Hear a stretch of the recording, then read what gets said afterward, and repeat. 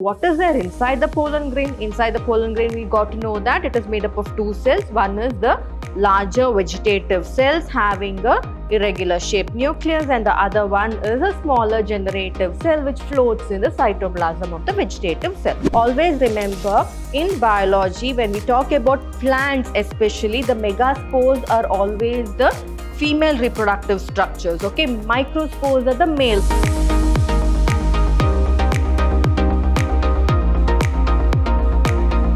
Hello everyone, a warm welcome to the session, Class 12 Biology. I'm Dr. Divya, Biology faculty. So in this session of the concept class, that is under Chapter 1, Sexual Reproduction in Flowering Plants, it's a continuation of the Session 1, wherein in the Session 1 we had studied about the male reproductive structure. In the Session 2, we will study about the female reproductive structure of the flowering plant. So in the male reproductive structure, we had studied the anther and the filament. That together it is called as the stamen, and it is the androecium, that is the male reproductive structure. So what is there in the anther? We learnt about the microsporangia. In the microsporangia, there is presence of microspores and pollen sacs, and these microspores are nothing but pollen grains. Now what is there inside the pollen grain? Inside the pollen grain, we got to know that it is made up of two cells. One is the larger vegetative cells having a irregular shaped nucleus, and the other one is a smaller generative cell which floats in the cytoplasm of the vegetative cell.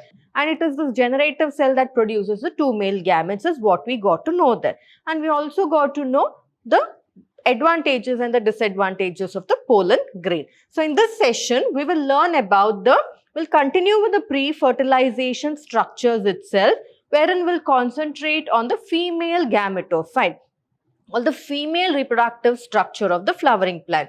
So the female reproductive structure of the flowering plant is nothing but the pistil, or it is also called as the gynoecium. In the gynoecium, it consists of the stigma. So if you can see here, this is the stigma. Sometimes a flowering plant or a flower can have only one stigma, or sometimes it can have many number of stigmas. And this is the style, which is a slender stalk that holds the stigma in position. And not just that, it forms a connectivity with the stigma to that of the ovary. Now this is the ovary. And what is this? It is nothing but, we had studied, right, that is a base, that is the disc-shaped structure or the stage which acts as a cushion for all the reproductive structures to arise from it. So that is nothing but the thalamus, or the one more name for that, it is receptacle. So moving further, the gynoecium represents the female reproductive part of the flower. So what is it? Female reproductive part. And it can be monocarpellary, wherein it can have just a single pistil or a single gynoecium, or it can be multicarpellary, that is more than one pistil or carpel or gynoecium. And the pistils can be fused. They can be fused to one another. In this case, we can say it is syncarpus, or they can be free. If it is fused, we call it as syncarpus, and if they are free, we call it as the apocarpus. And the pistil is mainly made up of three parts, as I told you, stigma, and style and ovary. The stigma acts as a receptive organ. Receptive, the word receptive means to receive something. So what does the stigma receive here? It receives the pollen grain. So we had studied in the previous session, right, wherein pollen grains, from where they get produced, they're produced inside the anther. And the bilobed structure of the anther, or inside the anther, they have the microsporangia, which is covered by three layers, right? When these three layers, that is the epidermis, the middle layers, and the endothecium, when they burst open, the pollen grains are released from the anther. Now, those pollen grains, by the process of pollination, that is through insects, through wind, or through water. Now, what is pollination is a separate session that I have placed, so we will be dealing with that there. Now, pollination can happen by insects, wind, water, all that, right? Or animals, all that. So, those pollen grains which are there will be deposited on the stigma. So, which is the one that is receiving the pollen grain here? Stigma. So, therefore, stigma is the receptive organ. And the style and the ovary, we have already discussed about it. Now talking about the stigma. So stigma, what did I tell you? It is the part where the pollen grain goes and lands on it. And the stigma, usually they are sticky and hairy, so that whenever the pollen grain lands on the stigma, the pollen grains will not get washed away or dusted away because of the wind and all that. So the stigmas are always sticky and hairy. Talking about the style. Style is a long, slender part to which the stigma is attached at the tip. Again here we have the stigma, then I finished with the style. So which is the long, slender part. Next, moving further, we'll talk about the ovary. Now ovary is the bulged basal portion. So this is the ovary. What is it? And this is the receptacle or the thalamus, from which all the other reproductive parts of the flower or the floral whorls. So what are the floral whorls? Sepals, outermost floral whorl, sepal or calyx. Inner to that is the corolla or the petals.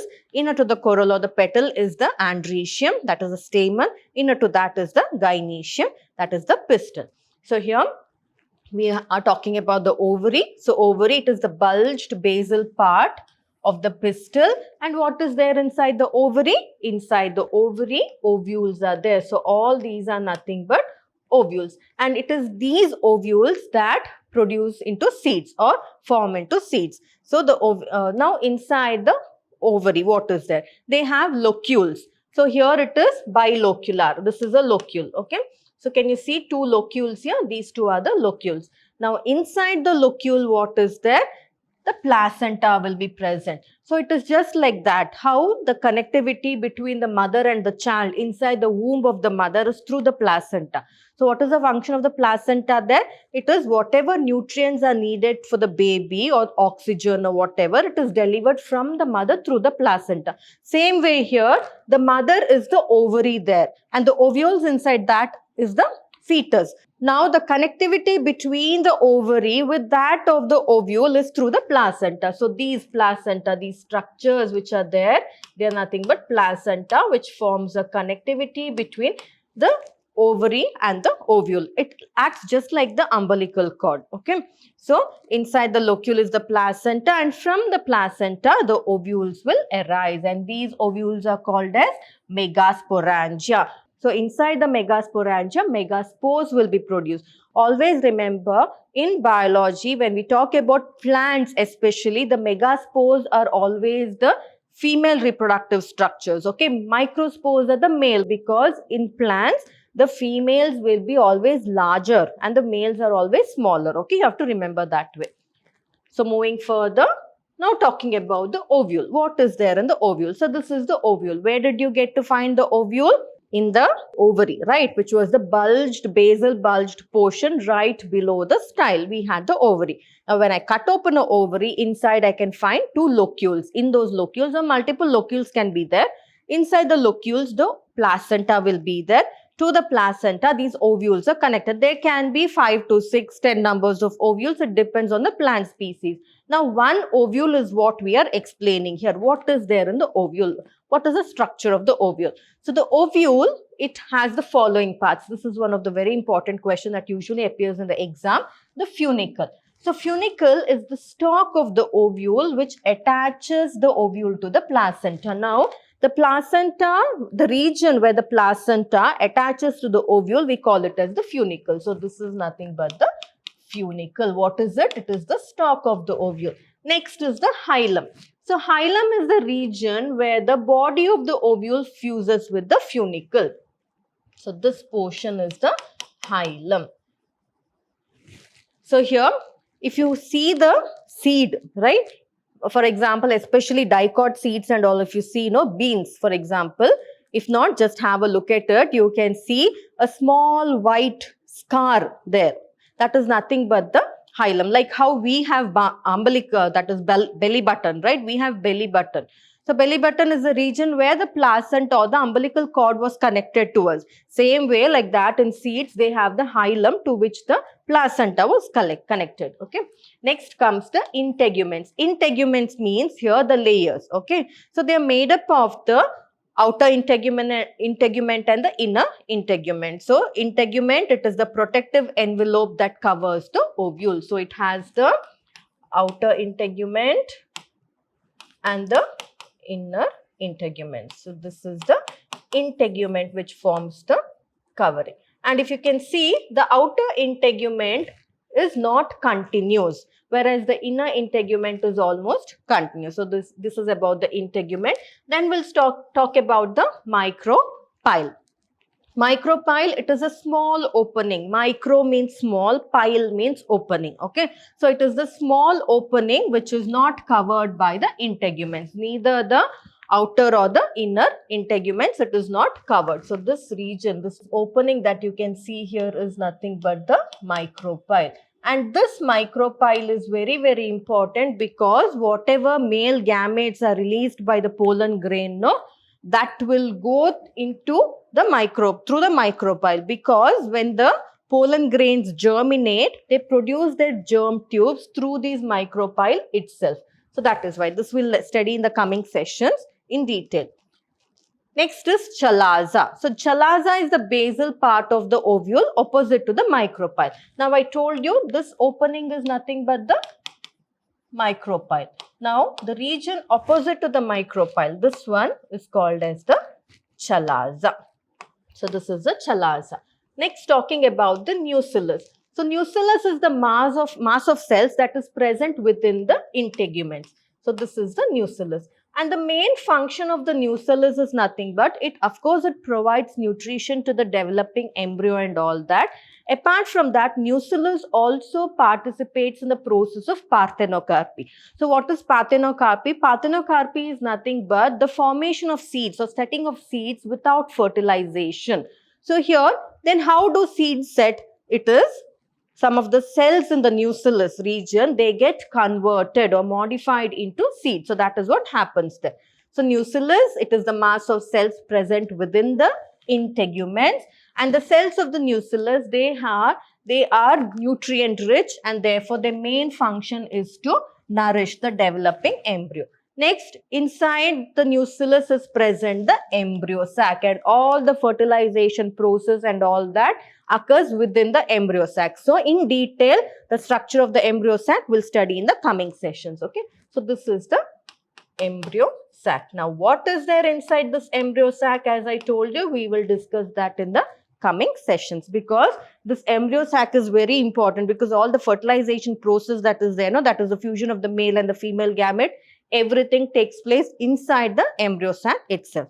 So how the fertilization takes place in the embryo sac and all that we'll concentrate in the coming session, because in this session we are only talking about the structure, giving you an idea of how the structure will look.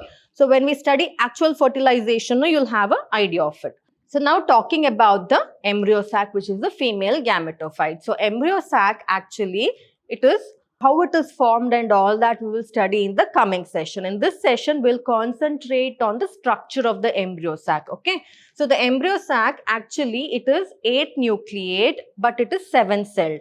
So obviously 7 cells means 7 nucleus should be there, because each cell will contain one nucleus per cell, right? But here, how come it is 8 nucleate and just 7 cell? So that you will study in the fertilization session. Okay. So here, what is the structure of the embryo sac? We'll look into. So the embryo sac is made up of egg apparatus, and the egg apparatus is present here. So this is this whole thing that is there. It is the egg apparatus. Now in this egg apparatus, it is made up of 2 types of cells. One is the synergids. So these 2 are the synergids, and this one is the egg cell. So 2 gametes will be produced in the generative cell of the pollen grain. 2 male gametes will be produced. Okay. So one of the male gamete will fuse with the egg cell, and one more male gamete will fuse with this polar nuclei. Now in this polar nuclei, actually 2 nucleus is there. 2 nucleus is there. This is nothing but the polar nuclei. Okay, we'll talk about that later. So first we'll finish off with the egg apparatus. So egg apparatus is the 3 cells present at the, now don't get confused. What is this? Ma'am said there top she has written micropyle, down she's written chalazal, but here she's telling that down portion it is a micropyle where the 3 cells are present, egg apparatus is present. The thing is, wherever the opening is there, now however the position of the ovary is, wherever there is opening, no, there it is always the micropyle. The same thing we have just shown it ulta here. It means that the opening of the ovary is this side, that's it. So wherever the opening is there, that is a micropyle. Now here I'm talking about the embryo sac. So here this is the now here according to this diagram that has been given in the NCERT textbook, this is the micropyle end and this is the chalazal end. So don't get confused, okay. So in the micropyle end, as I told you, it consists of 1 egg cell and 2 synergids. Totally, it has 3 cells and together what are they called as? Egg apparatus. Now moving further, we'll talk about the antipodals. So antipodal cells are located at the chalazal ends and these 3 cells that are there are nothing but the antipodal cells. And there is a central cell. Now this one that is there, it is a central cell.